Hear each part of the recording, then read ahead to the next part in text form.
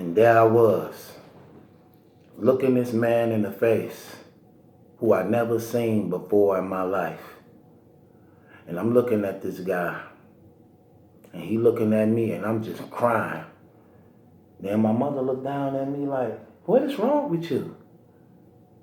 What is wrong with you? Come on in. He come in. I just can't stop crying. I just knew as a child something wasn't right about this guy. And he was coming in to be our stepfather. And our house began to change. He first came in trying to act all calm and nice to the family. As he's feeling his way in, then this was the first time I saw drugs in my life. Waking up, he in the kitchen. I don't know if that was heroin or I don't know if it was cocaine. I just know it was a powdered substance. And this dude had his shirt off. And when he got up and turned around, he had an operation coming from his navel on up to his chest. I found out later that he had been shot because he was in the war. So he was a Vietnam veteran. Yeah, it was heroin. That's what it was. It had to have been heroin because he had the rope. He had the rope tied around his arm and things like that. My mother didn't do drugs, but he definitely was doing drugs. So he was doing drugs. Then he'll do the drugs and he'll have these flashbacks and visions. And he'll go get guns and cut off all the lights in the house. He'll be paranoid. My mama sent us to the rooms. Lock us in the rooms while he going through these withdrawals. He'll be at the door with the gun, telling my mama, they coming and get me. They coming and get me, Candy. They coming and get me.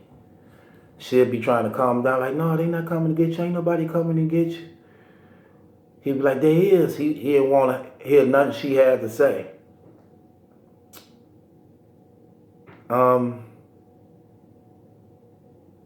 Then he began to beat on us. He began to take it out on us like, it's like he knew we wasn't his kids. And because he knew we wasn't his kids, he hated the fact of knowing my mother had been with somebody else.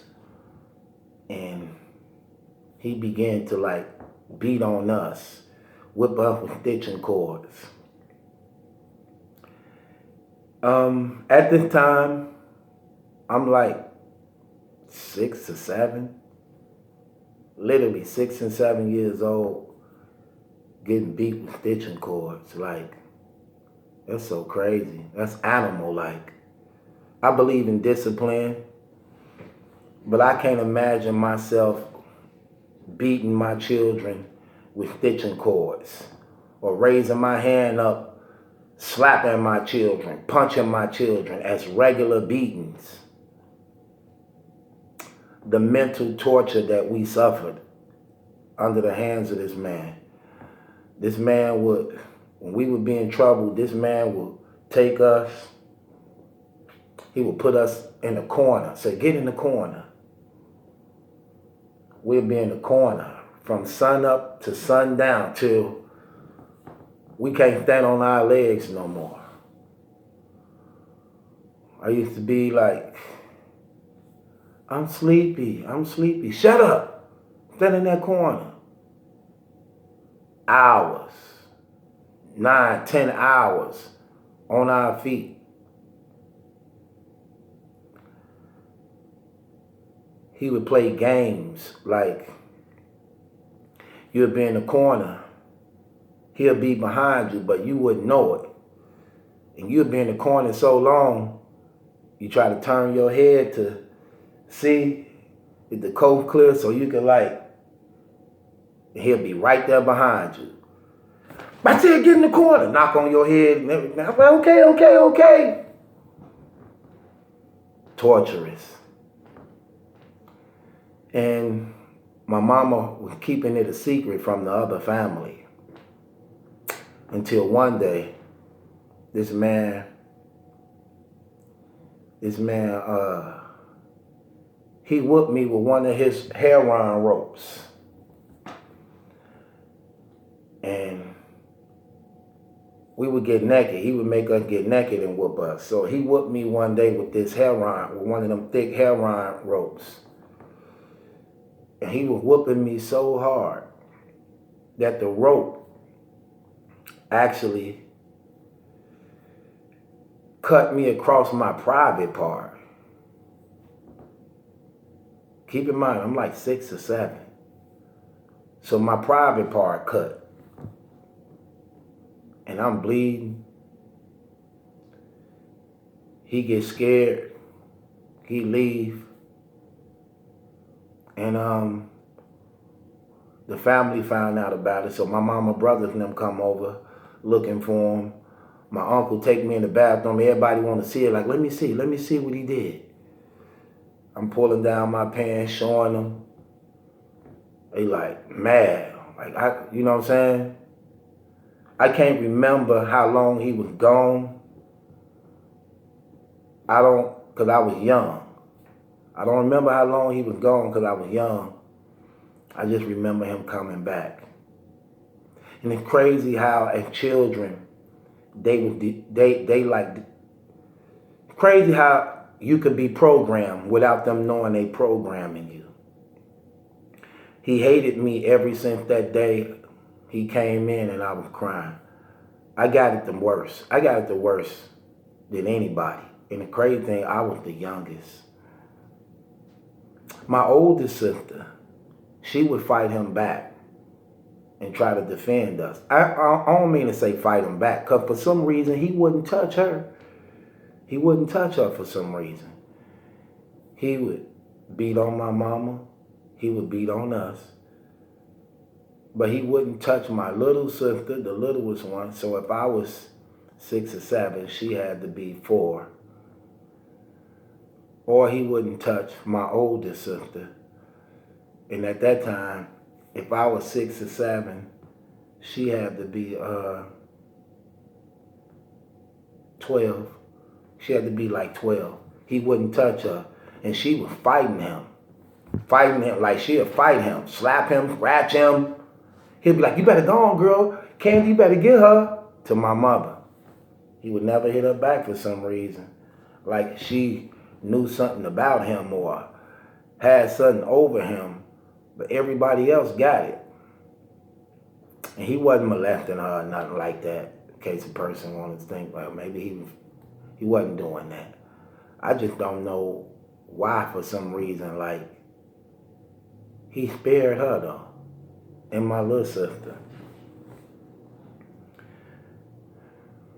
He would be shooting.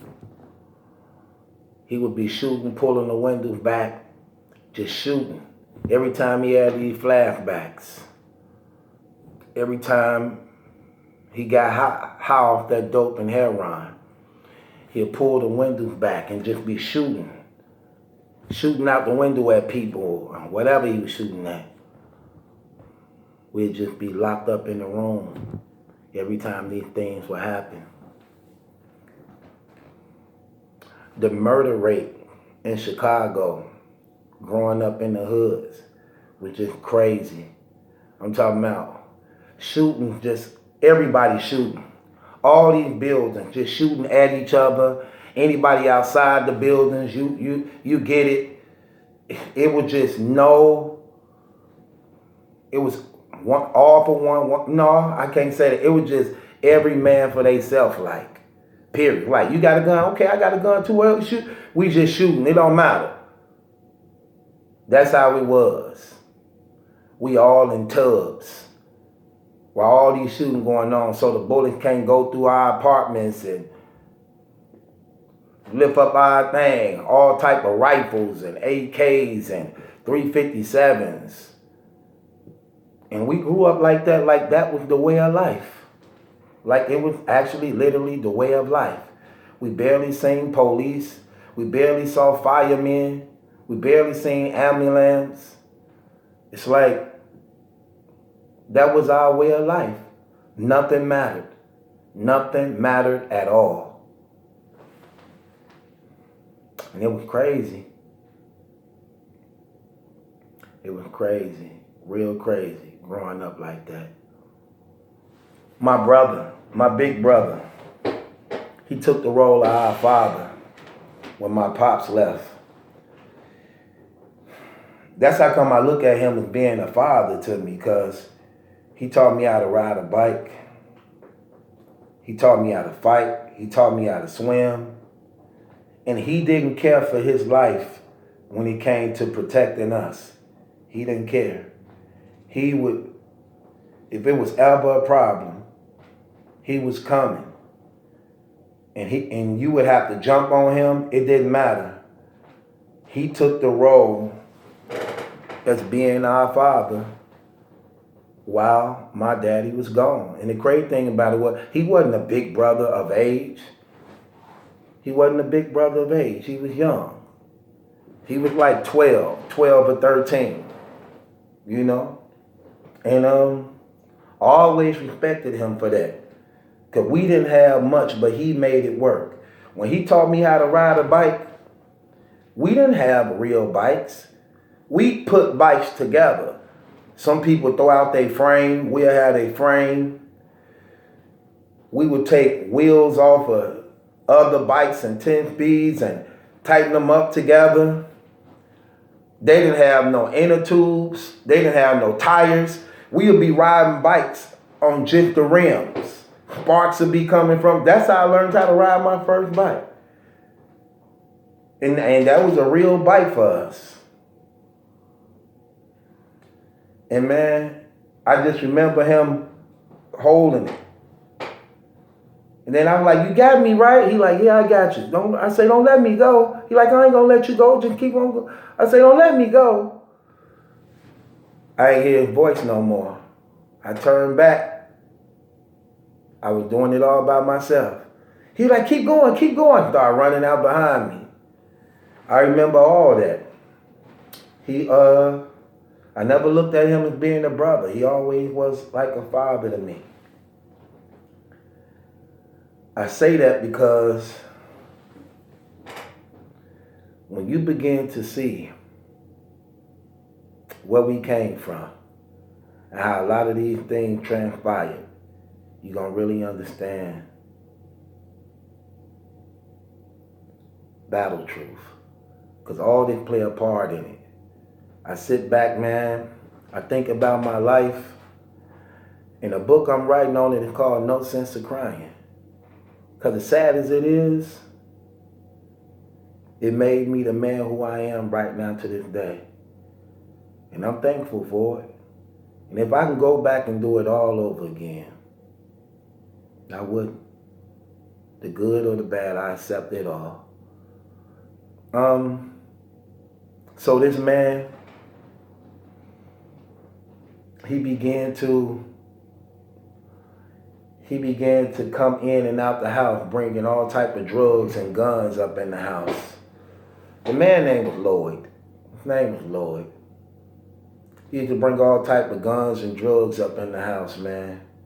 And he exposed us to a way of living we never knew. When our mother and father was together, we never saw none of that stuff at all. And when that man came and she brought him in our home, I don't even think she knew about his life like that. And we paid a hard price behind that. Pages, chapters of my life. It's finna get deep.